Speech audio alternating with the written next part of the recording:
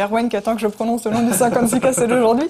Bienvenue dans le Berkelium Cast, le 56Cast numéro 97. Et le Berkelium est donc le 97e élément du tableau de Mendeleïev. Je n'ai aucune idée de ce que c'est que le Berkelium.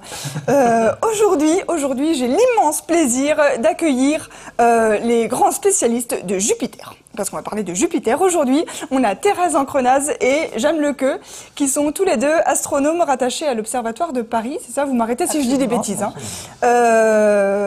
Vous avez été notamment vice-présidente de l'Observatoire de Paris, vous avez dirigé le département recherche et vous êtes spécialiste de Jupiter depuis un nombre d'années incalculable. Et ça m'émeut beaucoup. Pardon. Non, mais ça m'émeut beaucoup. Et vous avez dirigé la station de radioastronomie de Nancy et l'Observatoire de Marseille notamment. Oui, et vous avez tous les deux donc sorti un bouquin sur Jupiter dans la meilleure collection du monde, qui est la collection Belin Science, qui est ma collection préférée. C'est trop beau parce qu'il y a toujours plein d'images. Et puis il y a des sortes de mini-chapitres, un par page, j'adore. Et c'est donc un livre sur Jupiter là qui est sorti il y a pas longtemps. Et voilà. Et donc j'avais envie qu'on parle de Jupiter pendant 25 minutes. Et déjà de vous demander pourquoi on sort un livre sur Jupiter de manière générale plutôt que sur une autre planète, et pourquoi on sort un livre sur Jupiter aujourd'hui. Est-ce que il y a une actualité de Jupiter ou... Oui, c'est vrai, il y a une actualité de Jupiter parce qu'il y a une mission spatiale qui s'appelle Juno qui est partie il y a quelques années, qui est arrivée en orbite autour de Jupiter l'été dernier, donc on en a beaucoup parlé. Mais indépendamment de ça, c'est intéressant de parler de Jupiter parce que vous savez qu'il y a deux classes de planètes dans le système solaire. Il y a les nôtres, les rocheuses, Mercure, Vénus, la Terre et Mars. Et puis vous avez les planètes géantes, Jupiter, Saturne, Uranus et Neptune, qui sont beaucoup plus loin et qui sont extrêmement différentes. Donc Jupiter, c'est le prototype, c'est la plus proche, c'est la plus grosse, c'est la plus facile à observer de cette classe de planètes très différentes des nôtres. D'accord, donc c'est un peu la star et la porte d'entrée de la compréhension des planètes géantes et gazeuses. Et d'ailleurs, il y a des planètes qui tournent autour d'autres étoiles, et il y a beaucoup de planètes qui ressemblent à Jupiter. Donc Jupiter est aussi le prototype pour tout un tas de planètes en dehors du système solaire. Ah oui, elle va servir d'exemple dans l'étude des exoplanètes. Exactement. Et donc, c'est quand, juste pour revenir, Jeanne, c'est quand la première fois où on a découvert Jupiter? Parce que c'est une planète, c'est la plus grosse, donc on imagine qu'on la voit. Enfin, Jupiter, il a été vu depuis l'Antiquité, on en parle sous forme d'un dieu d'ailleurs. Mais vraiment, la première découverte vraiment importante, c'est celle de Galilée en 1609. Hein, parce que Galilée a bénéficié d'un instrument qui était une espèce de longue vue, c'était tout à fait nouveau, destiné à voir l'ennemi d'ailleurs en temps de guerre. Hein, et puis il a eu l'idée de la braquer vers le ciel. Alors c'était pas très bon, donc il en a construit une autre qui était meilleure. Et puis il a vu autour de Jupiter ce qu'il appelait des étoiles et qui se déplaçaient d'un jour à l'autre. Alors c'était les 4 satellites qu'on appelle maintenant les satellites galiléens à cause de Galilée de Jupiter. Alors c'était très intéressant parce que on voyait du même coup qu'il n'y avait pas que notre Terre qui avait un satellite, la Lune, hein, mais qu'il y avait d'autres planètes qui avaient aussi des satellites. Et ça faisait une sorte de système solaire en miniature, et ça a conforté Galilée dans son adhésion à la théorie de Copernic, où on met le Soleil où le Soleil est au centre, et où les planètes tournent autour. Et on voyait une sorte de système solaire en miniature. D'accord. Et justement, parce que vous parlez de la distinction planète rocheuse, planète gazeuse, à quel moment et comment surtout on s'est rendu compte de cette différence? Alors ça c'est un peu plus tard.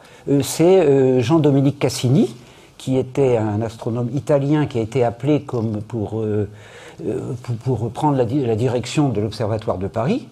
Il est arrivé en 1669.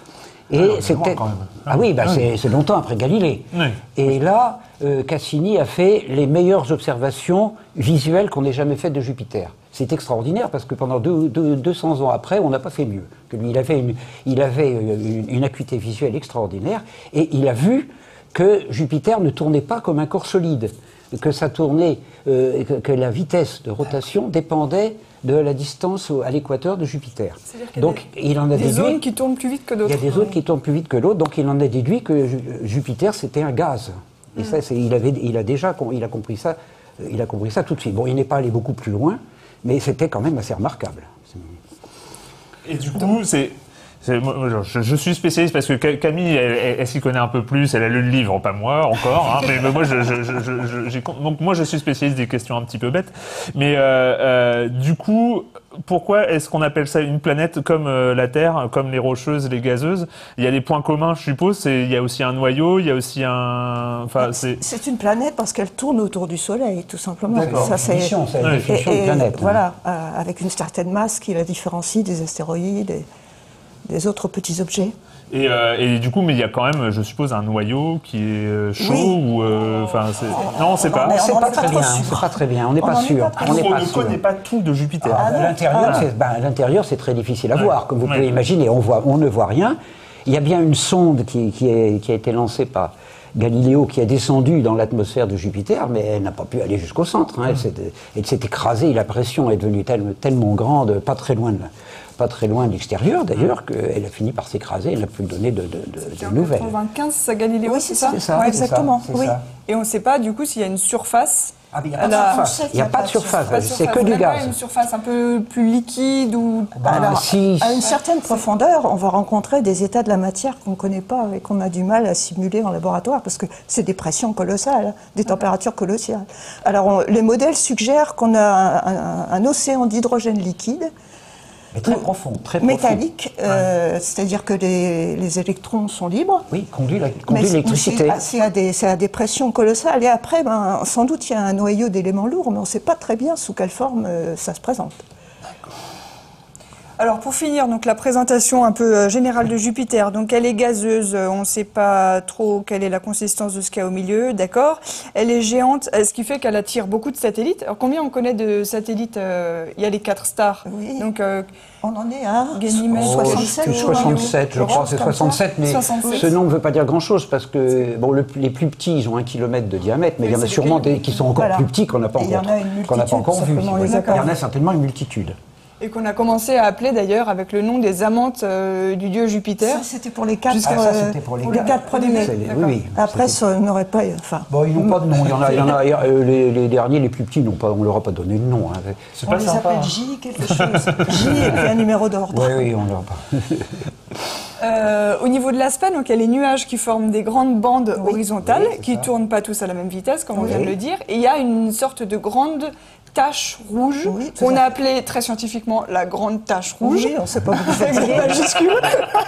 Elle est effectivement rouge. Et ça, est-ce qu'on sait ce que c'est? Pourquoi il y a cette grande tache qui reste toujours la même depuis... c'est qui le premier historiquement à avoir fait... c'est Cassini, dont je parlais tout à l'heure. C'est lui le premier qui a décrit la tache rouge. Alors on pense que c'est un anticyclone, en fait, une espèce de colonne de gaz. Mais il faut voir qu'elle a la taille de la Terre. Hein. C'est énorme. Jupiter, c'est plus de 10 fois le diamètre de la Terre. Et donc, vous avez une bonne dizaine de fois, un peu plus. Et donc, 11 fois, voilà. Et donc, la grande tache rouge, elle fait à peu près le diamètre de la Terre. En tout cas, quand elle était à son maximum, parce qu'il se trouve qu'elle rétrécit. À ce moment, elle rétrécit. Elle va peut-être disparaître, d'ailleurs, mais enfin, elle est... Un phénomène qu'on ne s'explique pas du tout. On observe, donc ça varie au cours du temps. On sait qu'elle rétrécit depuis qu'on fait des photos. Voilà, c'est ça, des dessins. Même avant, on a des dessins anciens qui montrent qu'elle a grossi, elle était atteinte son maximum au milieu du 19e siècle. Et puis depuis ce temps-là, elle rétrécit. Est-ce qu'on peut faire confiance aux dessins pour... Oui, parce qu'ils sont de très bonne qualité. Si vous voyez les dessins de Cassini, c'est extraordinaire. C'est aussi beau que les meilleurs... Bon, ça ne vaut pas les photos avec le télescope spatial ou avec Galiléo, mais enfin, c'est quand même pas mal. Hein. Alors j'en ai une de vidéo de la tache qui rétrécit. Hein, je l'ai trouvée. Il y avait un petit montage. Voilà, c'est la vidéo numéro 5. Un petit montage qui a été fait avec des photos de Hubble. Oui. Montrant notamment une photo de 95, une photo de 2009 et une photo de 2014. C'est un problème de réchauffement climatique sur Jupiter, comme la C'est très compliqué. Là, on ne sait pas, franchement. Parce que le problème que les gens se posaient, c'est que sur Terre, on a bien des cyclones, des anticyclones, mais leur durée de vie, c'est quelques semaines maximum. Et là, ça fait 3 siècles et demi qu'elle existe. Donc c'est... Alors, il y en a d'autres, des taches plus petites, mais qui vont et viennent. Hein. Elles ne sont pas permanentes comme la grande tache rouge. Vous en voyez d'ailleurs 2 en dessous, là. Les 2 petits points blancs. Ça aussi, c'est des taches. Ce sont des petits tourbillons, mais ceux-là n'ont pas la durée de vie de la grande. Il y a un autre type de tâche d'ailleurs qu'on a vu sur Jupiter, c'était les traces. Il y a une comète qui est tombée sur Jupiter. Oui, ça c'est autre chose. Et ça nous a permis d'apprendre des choses, de voir ces bouts de comète tomber sur Jupiter. C'était surtout une expérience humaine aussi très intéressante. Parce qu'on a découvert cette comète 1 an avant la collision. On a découvert donc ce qu'on a appelé un petit chapelet de perles, c'est-à-dire qu'il y avait une vingtaine de petits fragments qui voyageaient Elle était déjà passée près de Jupiter et elle s'était cassée à ce moment-là. Et donc les astronomes ont compris qu'au prochain passage, ils allaient tous rentrer dans la planète. Donc il y a eu vraiment un branle-bas de combat dans la communauté des astronomes. Et tous les télescopes en état de le faire se sont braqués sur Jupiter en juillet, c'était 94. Et la série des collisions a duré une dizaine de jours. Et on les a tous observés. Alors on a vu des explosions extraordinaires. Le télescope spatial a vu des éjections de matière jusqu'à 3000 km. Ah oui. C'était colossal. Et après la matière est redescendue, ça a fait des gros cratères noirs qui ont duré plusieurs mois, peut-être même... Des cratères dans du gaz. Oui, ça devait être des hydrocarbures. Oui, ça avait fait des transformations chimiques, disons, de l'atmosphère. Et on arrive à savoir si des nouveaux éléments ont été faits, justement. On a trouvé un certain nombre de molécules nouvelles qu'on a suivies pour certaines pendant plusieurs années. C'était le cas de l'eau, d'ailleurs, en particulier. Et puis quelques autres molécules, CO, CS, etc. Parce que normalement, il n'y a pas d'eau sur Jupiter. L'eau est à l'intérieur, elle est dans le noyau, mais on ne s'attendait pas à ce qu'il y ait de l'eau à l'extérieur. Et donc ça a été une surprise. Et c'est vraisemblablement ces impacts de comètes ou de petits corps qui tombent périodiquement sur les planètes géantes et qui sont à l'origine de cette petite couche d'eau qu'on trouve sur les 4 planètes géantes d'ailleurs. C'est une question qui est en train de poindre là. Non, mais en fait, vous venez de dire que l'eau, elle est à l'intérieur. Ça veut dire qu'on a une idée assez précise d'un certain nombre d'éléments qui composent Jupiter.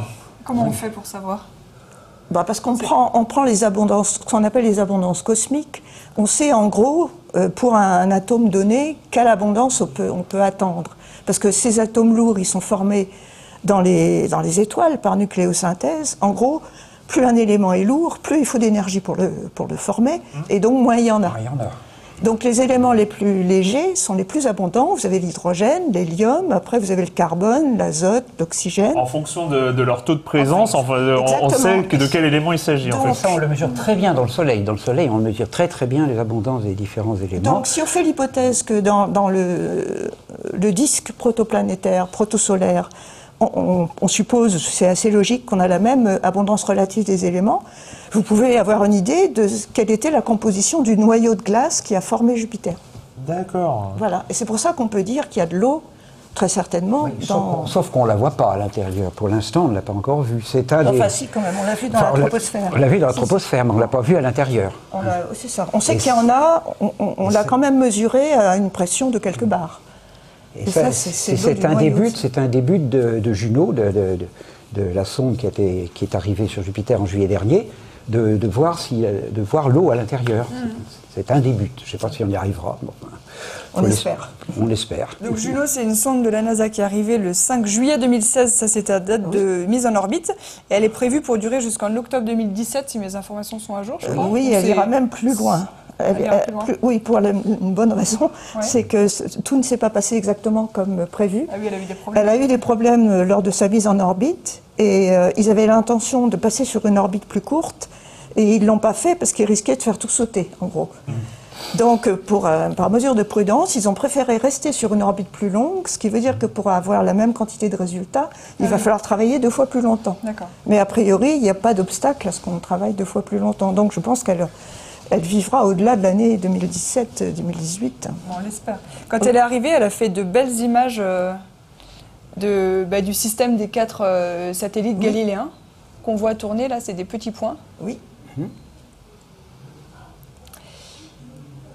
Et on a déjà des résultats depuis son arrivée l'an dernier de ce qu'elle observe. C'est encore assez... disons que les résultats sont encore en voie de dépouillement. On nous a montré des très belles images du pôle Nord et du pôle Sud. Avec des aurores. Avec des aurores. Des aurores comme sur la Mais, Terre. J'ai gardé une vidéo pour les aurores. À part quelques très belles images, on n'a pas encore de résultats quantitatifs sur, par exemple, l'abondance de l'oxygène dont parlait James. Oui, ça on ne sait pas. Ça viendra, mais ça va prendre plus de temps. Ok. Il y a une étude qui est sortie le 23 janvier dans Nature sur les nuages, parce qu'on se demandait, apparemment, une des grandes questions qu'on se pose, c'est la profondeur des nuages. Est-ce qu'ils sont superficiels ou est-ce qu'ils vont très profonds? Et il semblerait qu'ils viennent de très profond. C'est ça? Oui, tout à fait. Je résume. Voilà, il y a notamment des scientifiques français là-dedans qui ont simulé les courants de Jupiter en laboratoire. Oui. Alors comment on fait ça? Avec des fluides ou... Oui, j'avoue que je ne connais pas grand-chose de la façon dont ça se fait. On a un cylindre, on met ça en rotation. On fait tourner. Et on reproduit le système des bandes et des zones, par exemple. Voyez. Mais j'avoue que j'en sais pas plus. Oui, c'est très théorique, ça. C'est des modèles numériques qui essayent de reproduire ce qu'on voit. Et je reviens à un truc. Est-ce qu'on sait pourquoi il y a des planètes gazeuses et des planètes rocheuses? Est-ce qu'il y a un processus de formation ou est-ce que les planètes gazeuses sont destinées, par exemple, dans des milliards d'années à devenir des planètes rocheuses? Il y a une bonne raison, qui est que les planètes géantes sont formées plus loin, c'est-à-dire à plus basse température. D'accord. Et quand vous êtes à basse température, vous pouvez condenser. Enfin, l'important, c'est qu'elles se forment à partir de particules solides. Donc la question, c'est qu'est-ce qui est solide à une température donnée? Et quand vous êtes loin, eh bien, vous avez les glaces. Vous avez la glace de l'eau, mais aussi de l'azote, de CO2, de toutes les petites glaces comme ça, qui sont les plus abondantes, après l'hydrogène et l'hélium. Et donc, vous pouvez fabriquer des gros noyaux. D'accord. Et une fois que le noyau est assez gros, son champ de gravité est suffisant pour capturer le gaz. ce qui est autour, c'est-à-dire essentiellement le gaz, l'hydrogène et l'hélium. Et comme ça, vous fabriquez une planète géante. D'accord. Ah oui, donc c'est connu, c'est renseigné. Les planètes qu'on appelle telluriques, c'est-à-dire les planètes rocheuses, elles n'ont pas assez de masse pour attirer le gaz. D'accord. Et l'atmosphère, disons, de la Terre, c'est un phénomène secondaire. Disons, les atmosphères sont un phénomène secondaire. C'est pas du gaz qui a été capturé de l'extérieur. Vu la masse de Jupiter par rapport aux autres planètes, elle doit avoir un rôle énorme dans la danse des planètes. Oui. Alors en particulier, elle nous protège des chutes d'astéroïdes, car le centre de gravité de Jupiter détermine un peu la distribution de tous ces petits corps solides qui traînent dans le système solaire. Ils sont groupés entre les orbites de Mars et de Jupiter, d'ailleurs, et il y en a très peu qui arrivent chez nous. Heureusement, parce que s'il tombe quelque chose de l'ordre de 10 km de diamètre sur la Terre, c'est la catastrophe. On n'est pas bien. On n'est pas bien. Alors c'est arrivé, mais ça arrive rarement, ça arrive tous les 100 millions d'années. Voilà. Mais dinosaures, tout ça. Mais s'il n'y avait pas Jupiter, ça serait beaucoup plus fréquent. Plus fréquent. Ah oui, donc en fait, c'est le gardien. Il nous protège. Tout à fait. Alors, par contre, il y en a qui tombent dessus, et ça on a vu. On a vu une comète, et puis on a vu aussi un astéroïde, c'était un morceau de roche qui est tombé sur Jupiter. Et les comètes, d'ailleurs, on en avait vu deux, parce que Cassini en avait déjà vu la chute d'une comète, je ne me souviens plus en quelle année, à la fin du XVIIe siècle.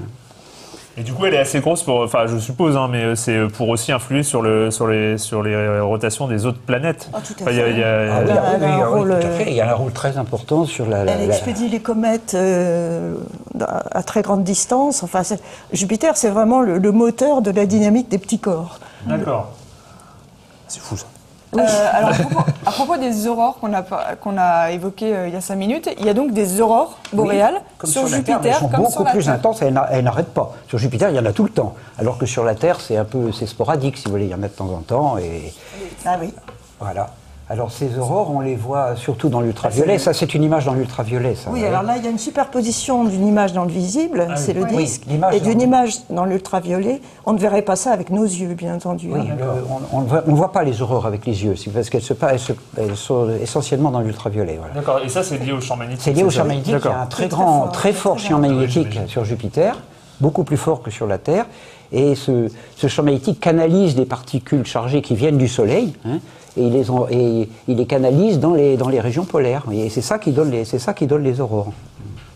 On les a même enregistrées. Alors il y a Juno qui a capté les... Ah bah c'est du... Ah oui, c'est ça. la lumière et le son des aurores boréales. Alors, j'ai pas bien compris. Alors, c'est pas les aurores elles-mêmes, ce son. sont les particules chargées qui se déplacent dans le champ magnétique et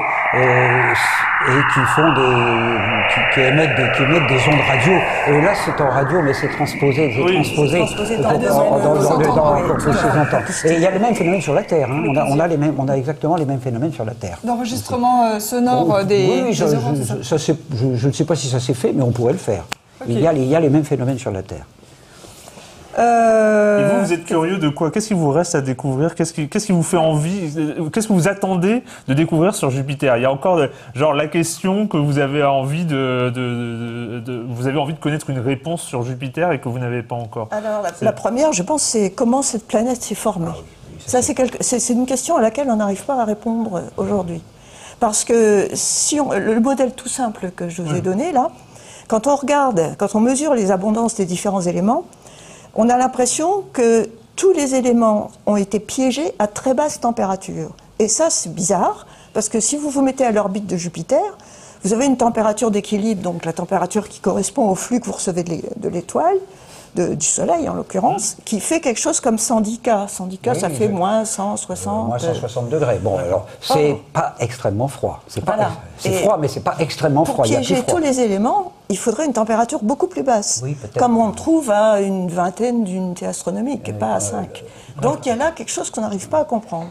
Ouais. D'accord. Et ça, il y a Juno, par exemple, peut commencer à amener des... La mesure de l'oxygène sera un indice important. Mais cela dit, il faut rester modeste. Hein. Je pense que on n'aura pas les réponses à toutes les questions. Ce serait trop beau. On ne sait jamais, il y a des miracles. Et puis, aussi, Jupiter a joué un rôle très important lors de la formation du système solaire. Ouais. Il a déterminé, en quelque sorte, la formation du système solaire. Il y a beaucoup de travail qui est fait à l'heure actuelle sur ça, pour essayer de comprendre comment s'est formé le système solaire. Et puis, on n'a pas toutes les réponses. Là, il y a encore beaucoup à faire dans ce domaine-là pour essayer de comprendre ce qui s'est passé. Et puis, il y a la porte vers les exoplanètes dont on parlait tout à l'heure. Alors, j'ai retrouvé un portrait de vous dans Libération qui avait été écrit en 99 et qui disait... Qu'est-ce que je pouvais dire à l'époque? Vous parliez de la découverte des Jupiter chauds, alors on va expliquer ce que c'est. Et vous disiez, d'ici 20 ans à nouveau, tout notre savoir va être bouleversé.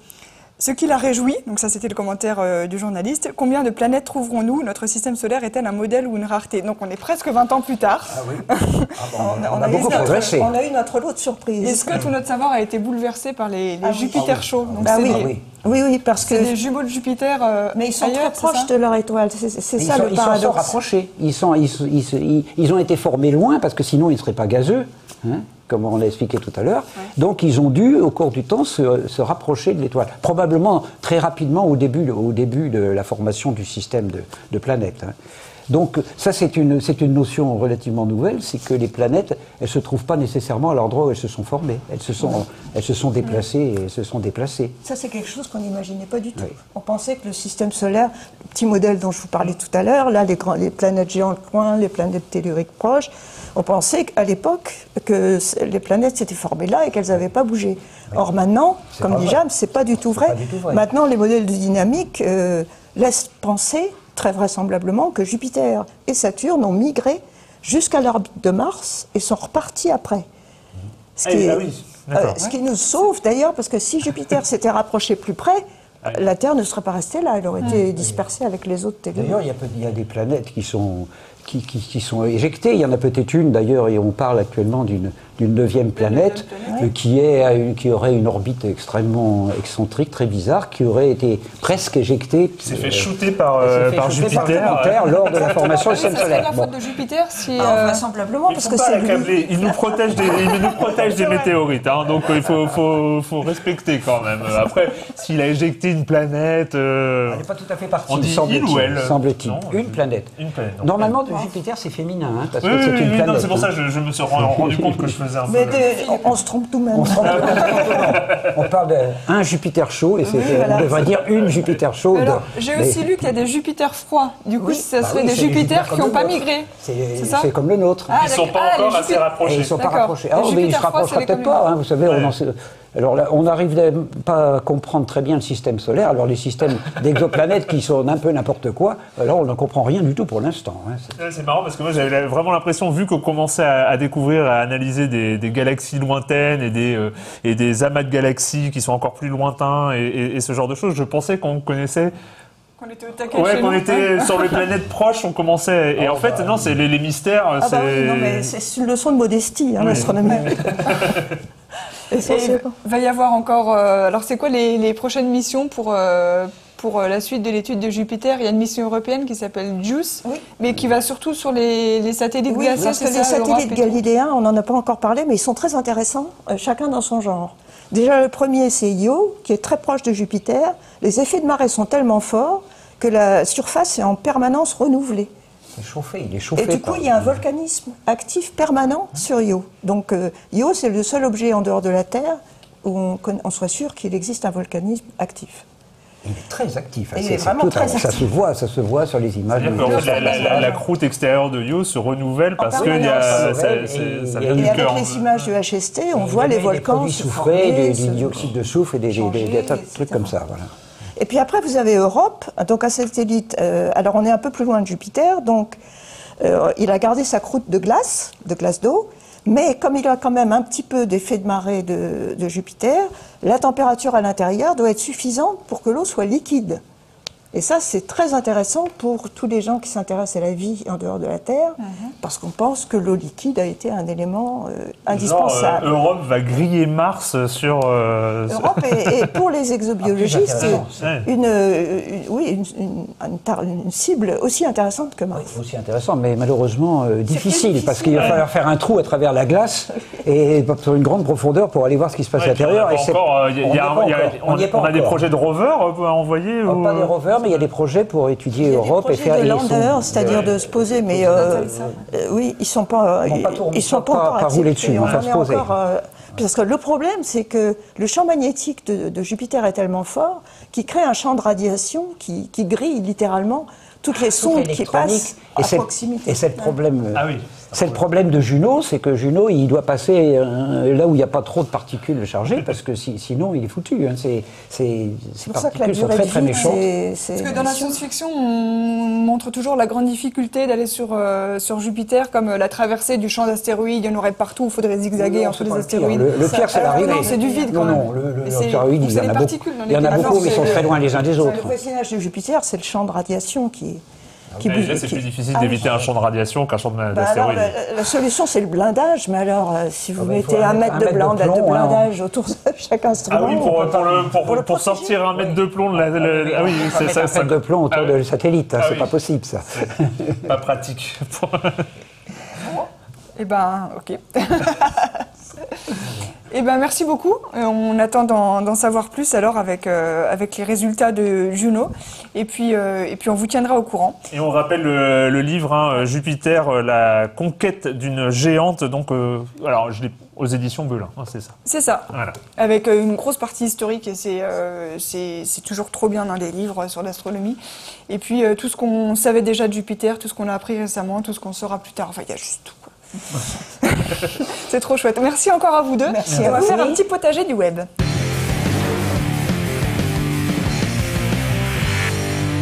C'est un mini, hein. Parce que je voulais laisser la place à Jupiter. C'est juste qu'il y a 2 courts-métrages qui sont sortis récemment sur Vimeo, la plateforme un peu des vidéos de créateurs, qui ont tous les deux eu la même idée, c'est de filmer des réactions, d'animer en 3D des réactions physiques absurdes, des objets qui ne réagissent pas comme on l'attend. Il y en a une, c'est celle-là.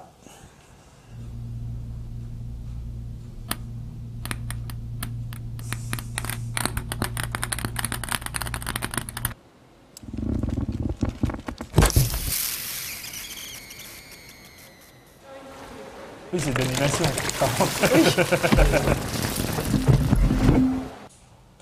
Voilà, c'est une petite animation du studio britannique Mainframe à Manchester, ouais, qui en fait l'a fait juste pour eux. Hein. Il n'y avait pas de clients pour s'amuser entre 2 pubs et 2 vraies commandes. Ils avaient envie de faire ça. Et dans leur description sur Vimeo, ils disent on est dégoûtés, on était en train de bosser là-dessus depuis des mois quand on s'est rendu compte que quelqu'un d'autre a publié une autre vidéo sur le même principe en même temps. Et ça, c'est un Français qui s'appelle Florent Porta.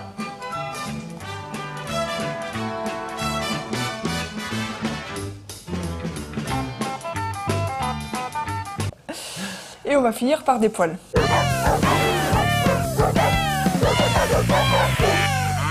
Et on finit par des poils, on finit avec je crois que c'est un chat qui apprend à un bébé à marcher. C'est une vieille vidéo, je suis désolée, elle date de 2012, mais je viens seulement de la découvrir, donc ça compte. Une vidéo de Mohamed Safaroudine Shah Othman.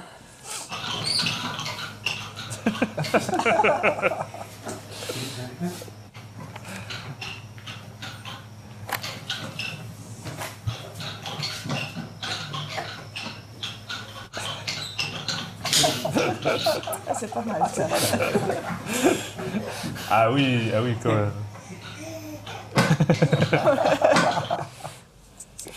Voilà, formidable. Vous êtes mignons avec vos sourires attendus tous. À la semaine prochaine. À la semaine prochaine. Salut. Ciao.